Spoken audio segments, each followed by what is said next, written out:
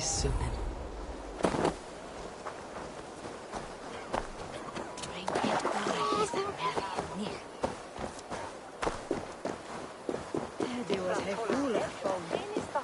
It seems Alderman Biersten has made this ruin his longhouse.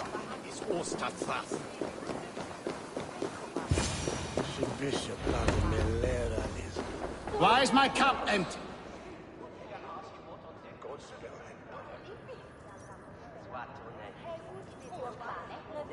Lord. Ah, a heroic-looking Dane in our midst. I am looking for Biersten, the alderman of this shire. Our lord is not at home, but his wife is receiving visitors upstairs, in her usual fashion. If you speak with her, pass on that we've run out of ale. Why is my cup empty? Perhaps because you have drunk the barrel dry? Damn Biersten. His household is as poorly run as his lands. Estrid is a good wife. Far better than he deserves. You would say that, Adrian. Your wife acts like a...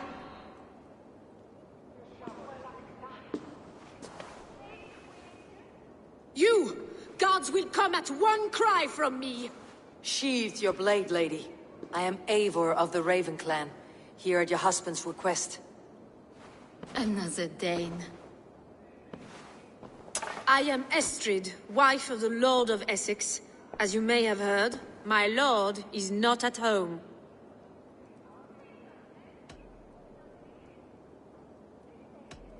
I am weary of rounding up Saxons. Is your husband stolen, drunk, or wayward? He'll be stalking the woodlands today, hunting game and ignoring the vital affairs of Essex.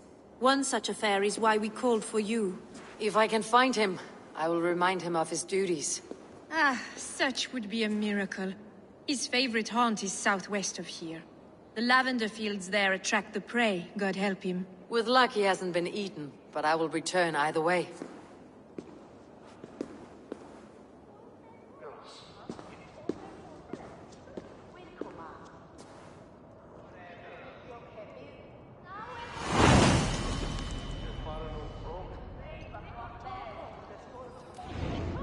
You would? Patience is a godly virtue, Adred. Even the saints were tired of waiting for Biersten to hang up his bow. Dear Estrid, we must...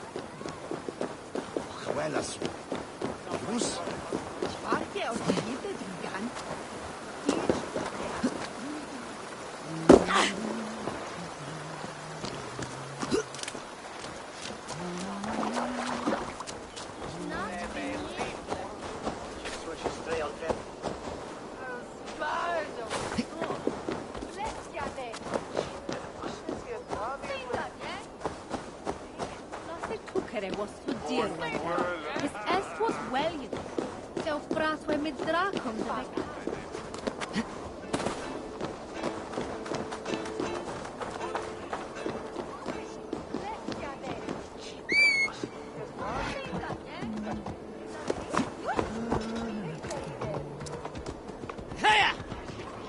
Elder Quickham was the best.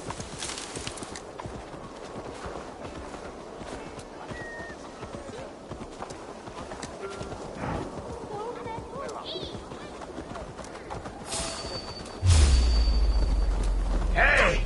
Can't drive a dead nag now, can ya? Full evig halvgeil!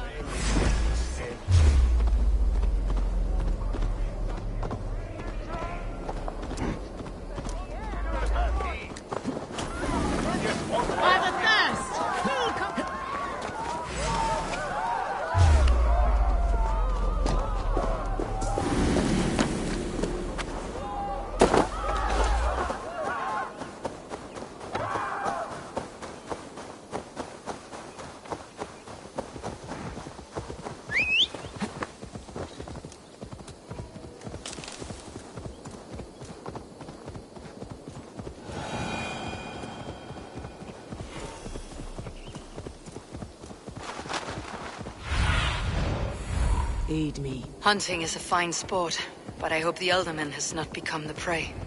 No good comes from a camp this bloody.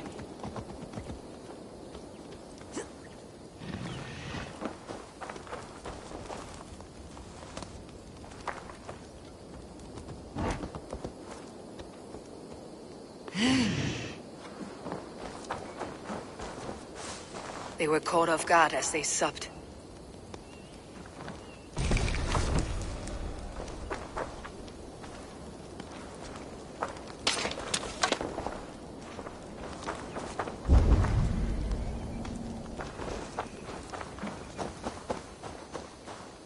The remains of the hunting party. This one was savaged by a large animal.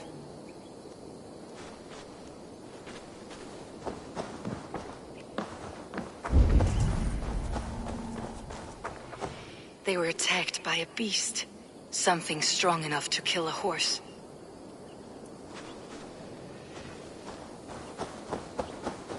Some large prey left these tracks in the grass. The hunters were prey to a large beast or two. I can only hope that Birsten still lives.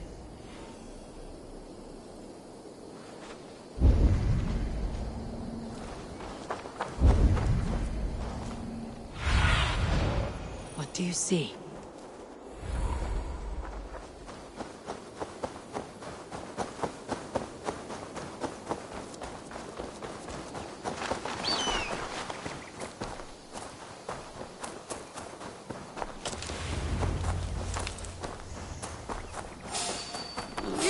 Ready your weapon, or accept your fate as a feast for bears.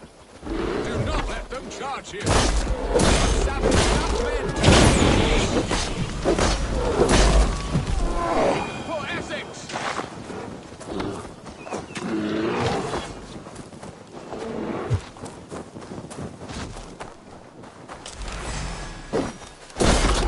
This is one Saxon you won't kill today. Ha! Your weapon strikes. Well fought, friend. I would not have survived this ambush without you.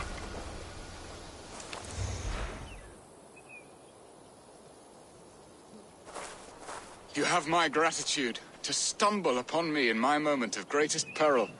Perhaps you were God-sent. I am Estrid sent. Your wife and the Thanes of Essex both want your balls on a blacksmith's anvil. When do they not? You could return and report that the savage claw took me. Poor Birsten, his exit pursued by a bear. And make the beast Lord of Essex in your stead. No doubt my Estrid would prefer his velvet paws to my calloused hands. So, who are you? A sellsword?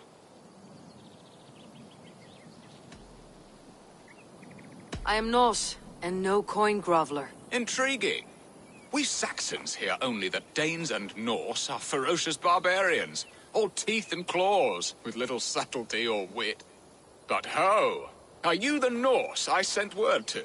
I am Eivor of the Raven clan. You hinted at an alliance for the loan of my unique talents. Blood, yes. Let us return to Colchester at once, and we'll speak more of the delicate matter on my mind. I'm glad you answered my summons.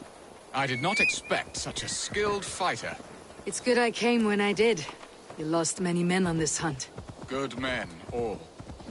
They will have the proper rights, and their families will be cared for. Your people sacrificed much for your sport. They did. There is no balm for my tortured heart. Why did you ask me here? Do you believe in true love, Eivor? I have loved. But have you truly? Has a longing burned in your breast, a sweet, lingering pain, paralyzing you with its sting? There is pain enough in battle. I do not seek it out in love. I long for it. The thrill of a fight softly won. My wife Estrid lacks fire. She is a fish out of water, cold and dead. She showed great passion when I met her, keeping your Thanes in check. Oh, they love her, it is true. Some with too much devotion. And I have not been a good and attentive husband. I have always been a plucked goose in matters of love. And a Let's go hooded here. Strong must be the hand that steers the ship, Birsten. My hand would rather tug the catgut of a well-crafted bow.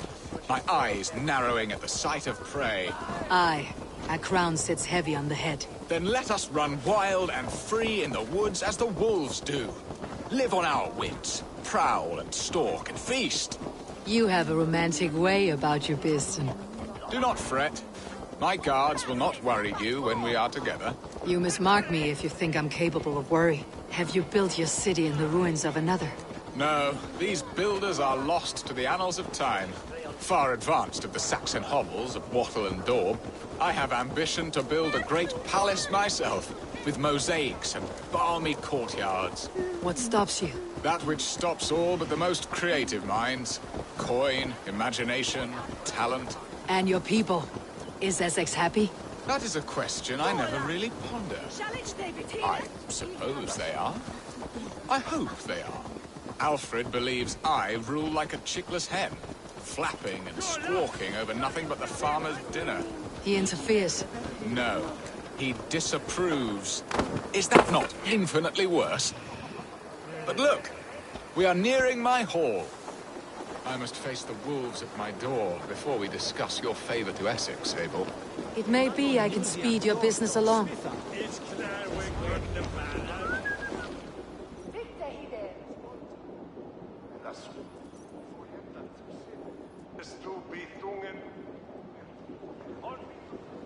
Ready to help me fend off the spears of their displeasure? Let them speak their woes. I'll advise you if I can. Who is this owl, Bearston, that twitters in your ear? An advisor, nothing more. Here to help Essex navigate her brewing storms.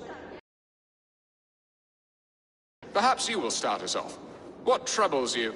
You're a disgrace, Bearstan. Alfred's men are crawling all over Essex. King Alfred, yes.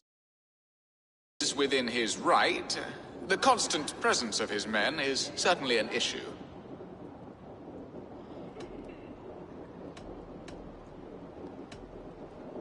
Are they men or babes? If Alfred meddles in the affairs of Essex, send his men home in shrouds. Ah, we should challenge his right to rule. Was not Essex once a thriving kingdom of its own? We should fight, yes, fight! And you, Wyatt, what do you say? Your preparations for the Lammas Festival. How can you think of spending so much coin when your people are starving?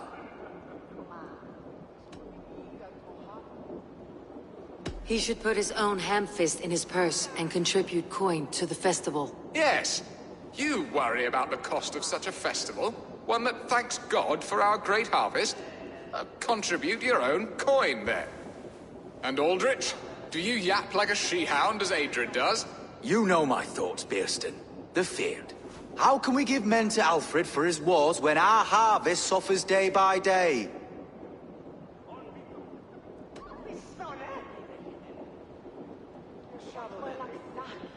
Do they not defend your land? You'll need all the men you can muster to fight the coming wars. The Danes are a great threat when provoked. Those we cannot ally with, we must fight or lose our lands. There! Have I not answered all your questions? You are a stain on this shire, Bearstan. Useless. Useless. That's right. Yet still you haunt my hall. Be gone. I haven't time for your squabbling.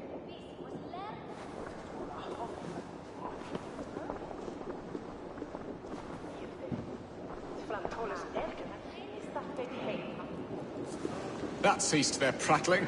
A fine outcome, Abel. The very soul of balance. A firm hand is all you need, Björsten. Whether on your hunting bow or on your helm. All this talk of hunting makes me long for the woods. Your wife awaits, Björsten. Are you not worried some other man will drench your sheets with his sweat? Ha! She does as she must. As do I. But you will discover this soon enough.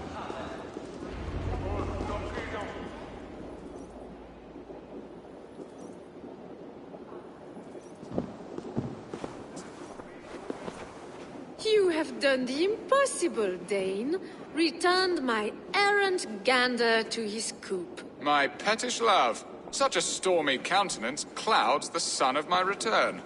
Your thanes drank the ale the abbot gifted us. All of it. Now that is a tragedy my heart will not easily overcome. If he looked at me with the same affection he shows for hunting deer, our marriage might have survived.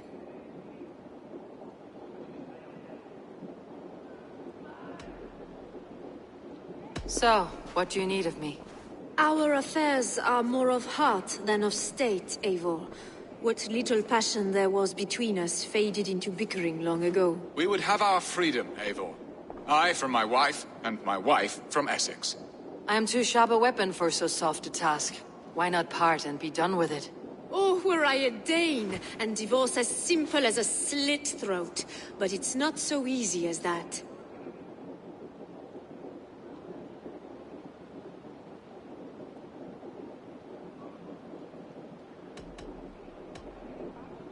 Then what is stopping you? You're King Alfred? Ours was not a union of love, but necessity. Decreed by Alfred's father to strengthen ties with Francia. Not easily broken.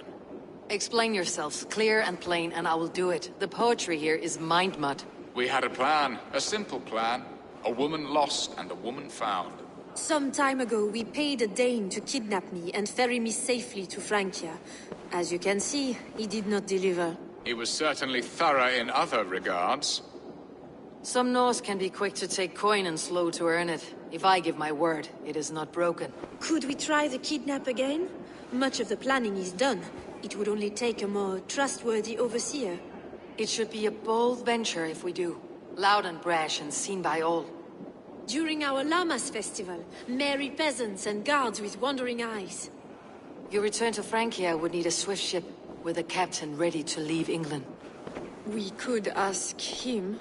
I would have thought his steed and seamen spent. Come find me in the market, Eivor. Our unwelcome guests require food and ale to soften their anger. My wife is a gracious and attentive host, Eivor. The only thing that keeps my braying thanes at bay. And the woman found? A darling Maybud, Ulvida, my childhood sweetheart. I left her 20 years ago in Malden to marry my prickled pear. 20 years? Can an ember so cold be reignited? We can hope. You must fan the flame. Find her, bring her to my lakeside cottage, and light a bonfire there. I will know to come. I believe she lived in the last house in Malden. A small, sweet place where fond memories were made. I will do as you both ask, and ask Freya for success in this love game. Good luck in your endeavors, Eivor. I pray you find my Alvida with a fair face and a yearning heart. Now, should I look for Alvida first, or meet with Estrid at the marketplace? She will remember me, won't she? Yet what if she's married already? Or buried in the cold clay earth? No, I must not think of it.